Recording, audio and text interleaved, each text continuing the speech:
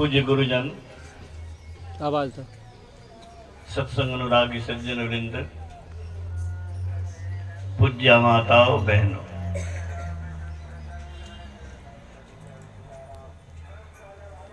इतने दिनों तक तो ठंड बुझाया नहीं। आज ठंड का लगता है प्रवेश हो रहा है। 5 दिन तो बहुत सुहावन मौसम में बीता।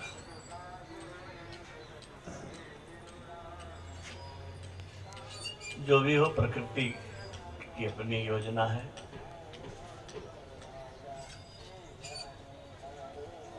दुख और सुख आते रहते हैं।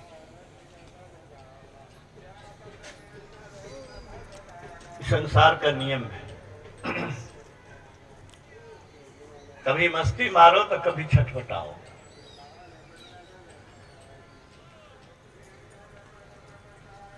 लेकिन छटपटाहट की स्थिति को कोई चाहता नहीं।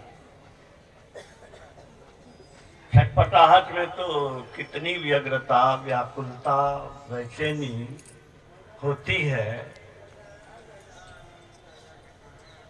वो तो सब कोई भोगते रहते हैं। जो पहली सीढ़ी पर ही कदम ठीक से नहीं रखेगा तो वह दूसरी सीढ़ी की ओर क्या बढ़ेगा, फिसल के गिर जाएगा। बड़ी आवश्यकता है कि सत्य, अहिंसा, अस्तेय ब्रह्मचर्य और परिग्रह के कसौटी पर अपने अंतःकरण को मजबूत करें। अहिंसा की परिभाषा स्वामी विवेकानंद ने दिया। अहिंसा का अर्थ है ईर्ष्या का अभाव। जिसको ईर्ष्या है वह अहिंसक नहीं है। अहिंसक वही है जो अपने शत्रु की उन्नति पर भी आनंद मनाता है। यहाँ तो ईर्ष्या द्वेष में जलने वाले लोग हैं, साधना के पथ पर आगे क्या बढ़ेंगे। अभी आप सुन रहे थे, एक दृष्टि करी संसरी जानी योगी कहिए सही।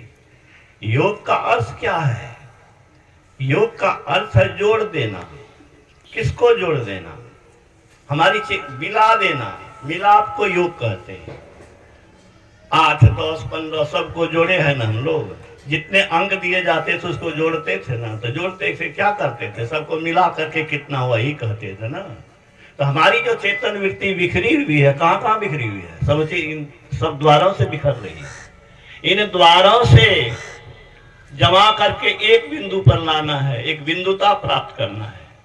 चित्त वृत्ति निरोध, इंद्रिय द्वार से अपनी चेतन धार को खींचना। इसी को गुरु महाराज ने कहा, कैसे खींचोगे? तो पहले मानस जप करो, फिर मानस ध्यान करो। जप योग और ध्यान योग से थोड़ा मन का सिमटा होगा, तब एक बिंदुता में प्रवेश करने की क्षमता आएगी। नहीं तो भूमि पड़ा चाह छुअन आकाशा की तरह असंभव है। जो मानस ध्यान में सफल नहीं होगा वह दृष्टि योग में कहां से सफल होगा? और दृष्टि योग में जो सफल नहीं होगा वह शरीर के विभिन्न द्वारों से अपने चेतन वृत्ति को कहां से जमा कर सकेगा? सुषुम्ना में। इसलिए बड़ी आवश्यकता है मजबूती से मानस जप, मानस ध्यान करके दृष्टि योग में आगे बढ़ने की लालसा रखें। पहले अधिक से अधिक जप करें, अधिक से अधिक अभ्यास करें, तब उससे क्या होगा? अरे वो काम फोटोग्राफर कर रहा है, अपना वीडियो बना रहा है, आप लोग सुनने पर ध्यान दीजिए, गुरु महाराज के ज्ञान पर ध्यान दीजिए। तो इंद्रिय द्वारों से चेतन वृत्ति को समेट करके आज्ञा चक्र में देना है। गुरु महाराज ने इसकी युक्ति बहुत अच्छा से समझाया कि दोनों हाथ से खूंटे को पकड़ के खींचो, क्या होता है? समूचे शरीर की ताकत वहां आ जाती है। ऐसे ही आंख की दोनों दृष्टि धार को एक बिंदु पर जमा करो, तेरी चेतन धार उस वहां पर सिमट जाएगी। इंद्रिय द्वारों से तुम्हारी छुट्टी होगी और सुषुम्ना का द्वार खुलेगा। योग हृदय में वास ना तन वास है, तो क्या ये भी आप सुना होगा? योग हृदय किसको कहते हैं? एक हृदय जिससे सांस चलता है और एक हृदय जहां से योग प्रारंभ होता है।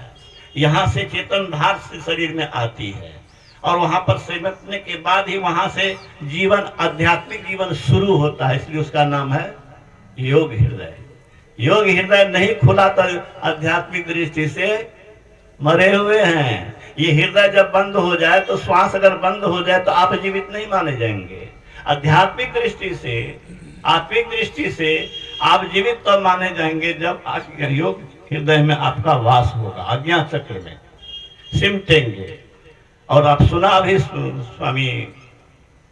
स्वामी नहीं संत नानक के वचन को, निझर झरे प्रकाश विभिन्न रूप में दृश्यमान होंगे, शब्द सुनाई पड़ेंगे और शब्द के द्वारा हमें सब से अलग होकर के, जड़ से अलग होकर के चेतन अलग हो जाएगा, आत्मा परमात्मा में मिलेगी। गुरु महाराज ने कहा सार शब्द मिलेगा, ईश्वर मिलेंगे।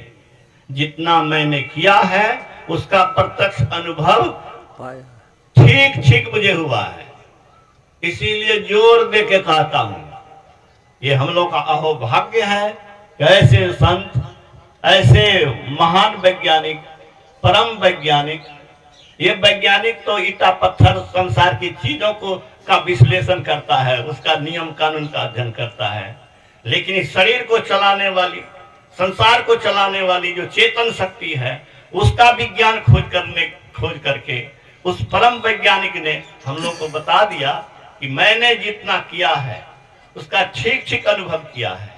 इसीलिए जोर दे के कहता हूँ, क्या जोर दे के कहता हूँ, सार शब्द मिलेगा, ईश्वर मिलेंगे। तो यही योग का लक्ष्य है, यही मुक्ति पाना है। अब मैं माइक को बंद करता हूँ, बाबा का जैसा आदेश।